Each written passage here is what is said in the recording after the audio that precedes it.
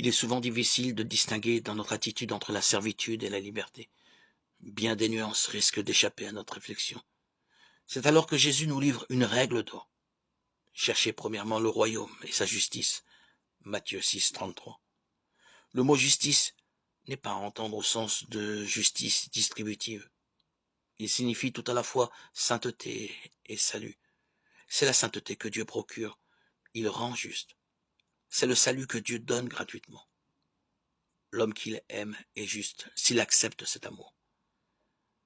La confiance apparaît donc comme l'acceptation d'une hiérarchie des valeurs. Si l'on cherche d'abord le royaume, s'il est notre préoccupation première, on peut alors faire confiance pour le reste.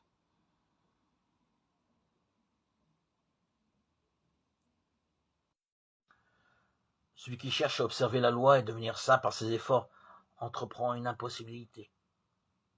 L'erreur qui consiste à croire que la foi en Jésus-Christ dispense l'homme d'observer la loi de Dieu, que la foi étant seule capable de nous rendre participants de Jésus-Christ, nos œuvres n'ont rien à voir à notre rédemption. Observez plutôt que l'obéissance n'est pas seulement une soumission extérieure, mais un service d'amour. La loi de Dieu est un reflet de sa nature, c'est l'expression du grand principe de l'amour, et par conséquent la base de son gouvernement dans le ciel et sur la terre.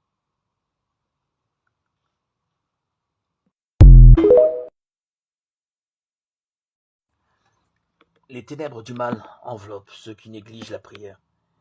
Les tentations insidieuses de l'ennemi les font tomber dans le péché. Et tout cela parce qu'ils ne profitent pas du privilège de la prière.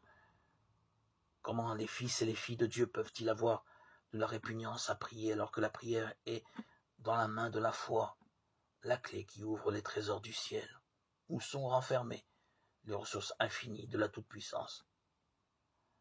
Sans la prière continuelle et sans une vigilance qui ne se dément jamais, nous sommes en danger de tomber dans l'indifférence et de nous éloigner du droit sentier.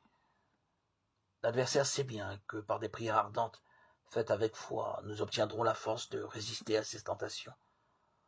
Aussi cherche-t-il sans cesse à obstruer devant nous le sentier du trône de la grâce. Notre Père céleste désire répandre sur nous la plénitude de sa grâce. Nos doutes, nos peurs, nos angoisses masquent sa bonté et sa miséricorde et tout ce qu'il veut nous donner. Mettre un frein établisse une muraille entre Dieu et le fidèle. Ne perdons pas espoir. Portons nos regards vers la lumière sans déclin. Jésus, le roi des Juifs, le Messie et le Sauveur. Lui seul peut nous redonner courage, grandir notre foi, édifier tout notre être, nourrir notre âme. Revenons à lui, convertissons nos cœurs. Donnons-lui notre vie, nos sentiments. Confions-lui nos besoins, comme si nous parlions avec un ami. Confions-lui nos détresses, car il est le meilleur confident que l'on puisse trouver, le plus beau compagnon, le meilleur ami.